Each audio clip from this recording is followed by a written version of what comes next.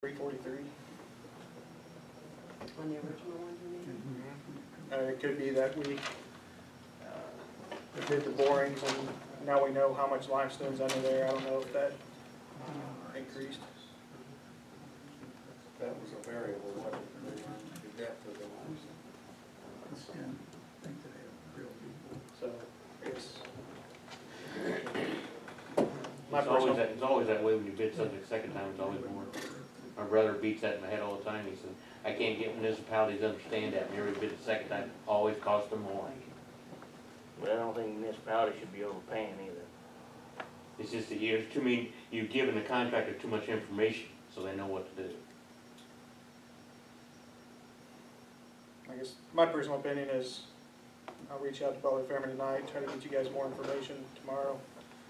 If we have to have a special meeting early next week before you don't leave for 2 weeks. Yeah, I'll be here. Lanny won't be here, but we can get somebody to take minutes to try to figure out if there's a way to reduce the bids. I think both projects are important. Well, can we put this off for a few days till you get information and then have, let's do that. That's what I'd like to do. But we can't award either one, really. Well, we wouldn't award the well 3 to 5 today Right, just but I because mean- we've got to make sure they're responsible bidders, So we would look at that in 2 weeks for the next meeting, if not sooner. and then we could also deal with this.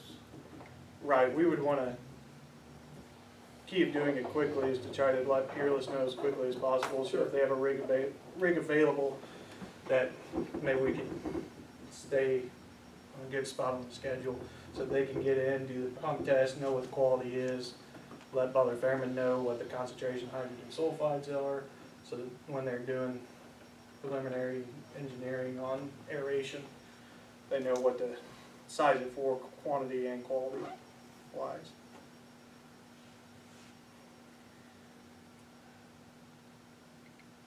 I move we put this off until we get more information on Fearless. And if necessary, have a special meeting or at least try to award it at the next meeting at the latest. I will second that. Do we have any further discussion? All those in favor? Aye. Opposed? Motion carries. Thank you, Tim. Thank you. Move next to Greater Delphi Chamber of Commerce Easter egg hunt.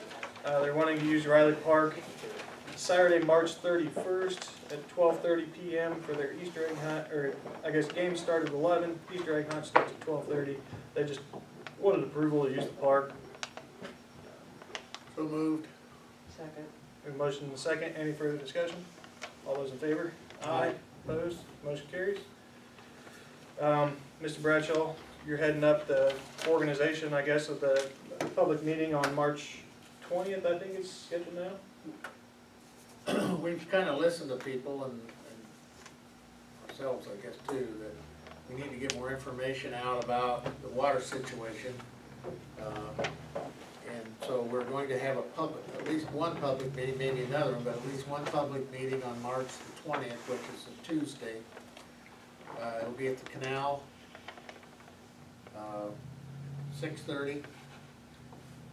We will at that time have, of course, Craig will be there, and I think maybe Tim will be there. Does he leave? Yeah.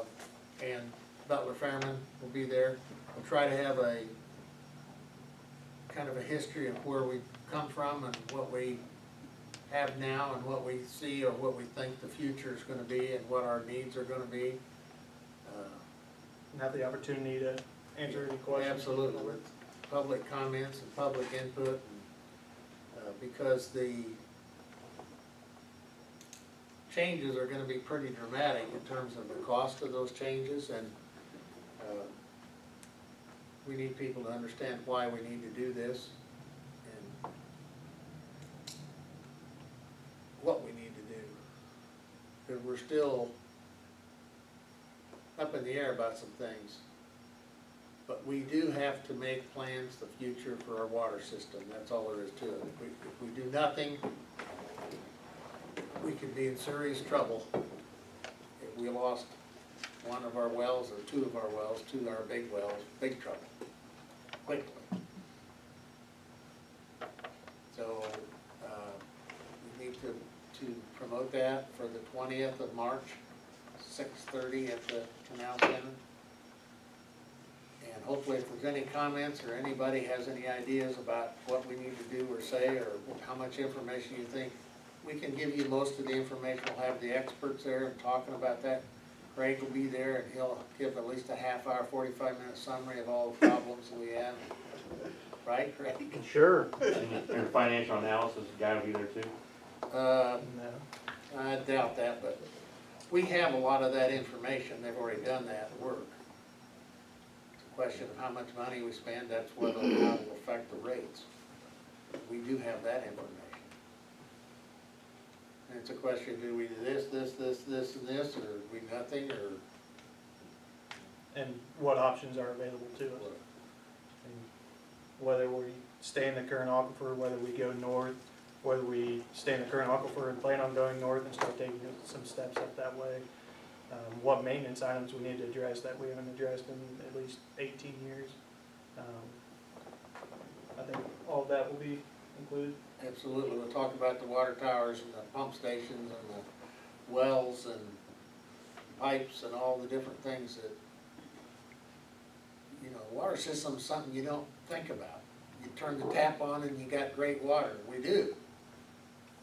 The day you turn the tap on and there's no water, or the water's not great, then people start getting excited. So we wanna keep the quality that we have, which we have excellent quality water. I talked to somebody from Lafayette the other day, and they were saying how cheap their water is. Well, they drill a hole and go down to the Taze River and get all the water they want.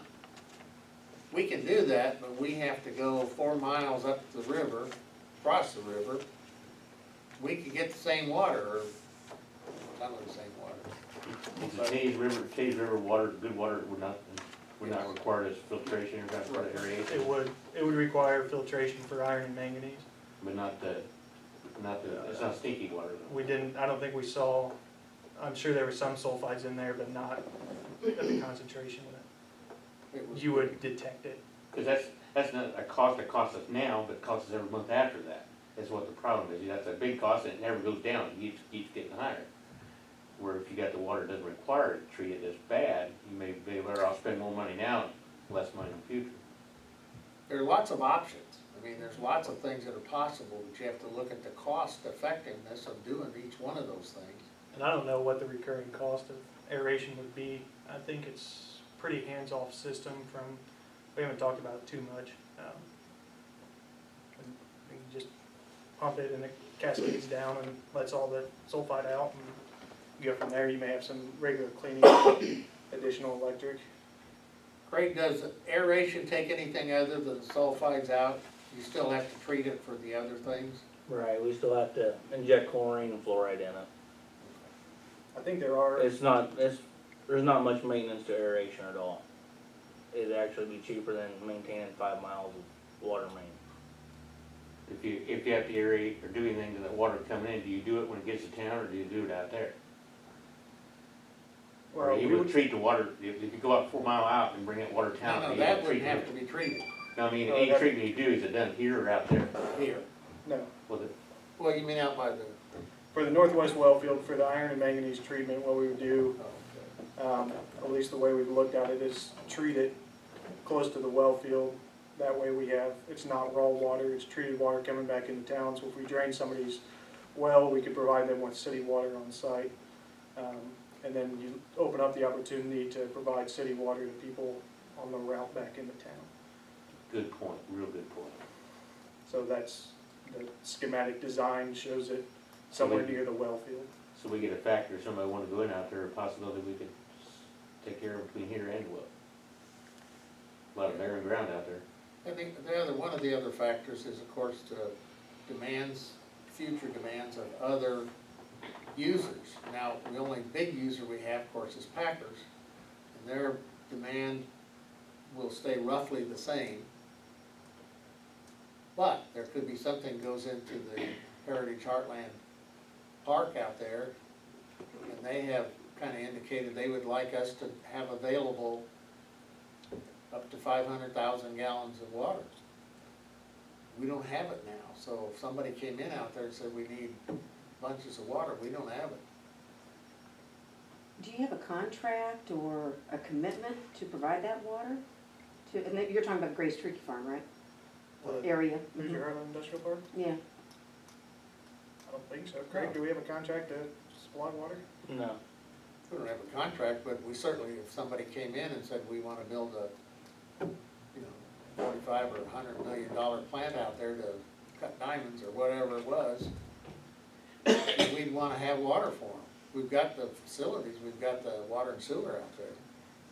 So it's a question of economic development. Do you plan for it? And they can help us a lot. Because they've got resources, so they can help us a lot. We gotta help them too. We have common goals. You know. And that may happen next week, it may not happen for, who knows? You always hope that you'll get businesses, but you can guarantee if you don't have the water, you won't get them. If it's a water usage, heavy water usage business. So, but anyway, March the 20th. Dale? Dick, I had a question. How will you be notifying the public? Obviously, it's gonna be in an article about this meeting, but how are you going to go about notifying the public of this meeting? I'm assuming we can put it on the website, Put some on, I'll put some on Facebook. Facebook and the Water website. bills? Yeah, Water bills like when we announce a holiday? we could put on the water bills. When do we send those out? End of the month. End of the month? We'll make it. End of this month? Doesn't mean we can't have a second meeting later. Well, I think you should, yeah. Sometimes it's hard to get folks there, but we want to start with this one. You got any other ideas about getting the word out? I know we've direct mailed a lot on certain things. I didn't know if that was the intention with this or not. We'll talk about it and see if we can, then hopefully we'll be able to get some coverage in the paper and, Thank you. anybody else got any ideas or questions? Hopefully our council and all of our city departments will be able to be there. And one of the good things is we don't have an issue with the wastewater right now unless we increase the water tremendously. So we're really just talking about the water side. Happy birthday, Dick. We're not gonna talk about you today. We're gonna talk about it. Okay, there'll be more information as we come along here, but put that on your calendar. All right. Next item of business I have, clerk treasurer comments. Checked out, ready to go on vacation. Don't call in next week. Board comments. Mr. Bradshaw? We're gonna continue to keep an eye on Deer Creek. I think last time I checked, it was about 6.5 foot. Doesn't look like it's projected to get to a height where it would reach the interurban trail. Tippecanoe River looks like it's gonna be pretty bad. I know they're in front of Bad right now. They, I think, probably anticipated to be the 5th or 6th highest crest since they started recording on the Tippy. But we're gonna continue to monitor Deer Creek levels over the next, I don't know, 4 or 5 days. Superintendent Lyons closed all the sluice gates, flood gates, everything we need to make sure Deer Creek and the Wabash don't come back into the city. So at this point, we're as prepared as we can be, and I think we're gonna continue to watch it.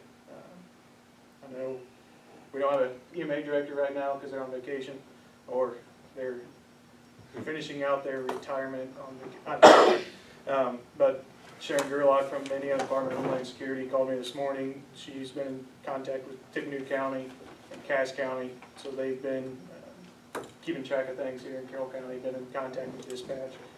I talked to Ann Brown this morning through email, so I think we're doing all right from that front.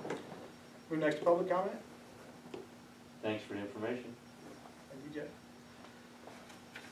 Anything further? Everybody wish Mr. Van Sickle a happy birthday on the way out. We won't sing for you unless Leanne, do you want to sing for him? I was thinking more like spanking. I think the hashtag #MeToo movement would prevent us from doing that. So, there's nothing further, I'll take a motion to adjourn. So moved. Second. All those in favor? Aye. Aye.